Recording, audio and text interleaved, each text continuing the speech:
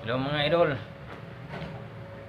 share ko lang sa inyo ang gamot ko sa ano, tulad ng sakit sa dila, yung singaw. Kasi uso na naman yun ang singaw sa dila. Kaya ang pakita ko sa inyo ngayon mga idol, yung gamot sa simple lang, napakadali lang. Dalawang mugmug lang, isang gawaan lang, dalawang mugmug lang. Kinabukasan tanggal na ang sakit sa dila, napaka mabisa. Ang hirap kumain mga idol, kahit kunting galaw lang sa dila napakasakit. Sa akin nasa pating puno ng dila, kaya kailangan imugmog.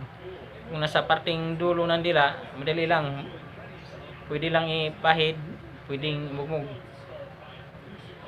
Ganito mga idol, pag gawa ito, kita ko,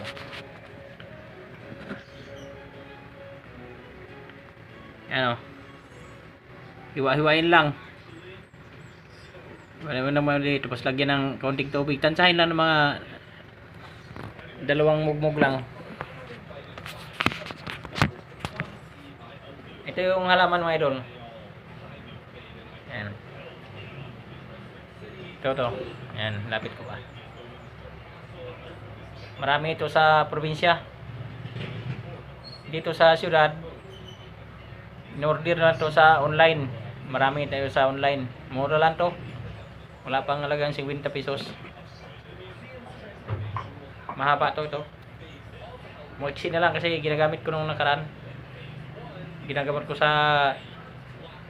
sakit sa ngipin. May butas kasi ako sa ngipin. Ito lang din ang sakit. Pag na pahiran mo dito, mabisa din.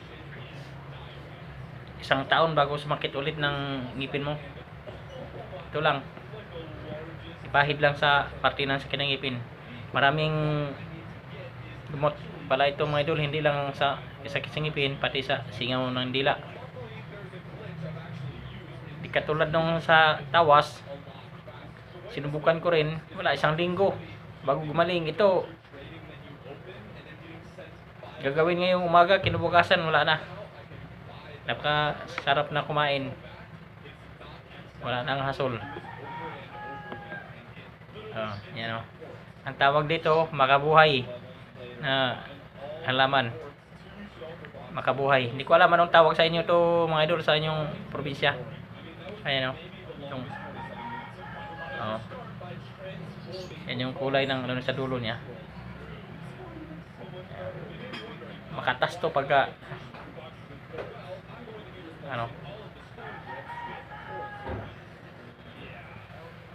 Salamat mga idol sa panonood. God bless sa ating lahat.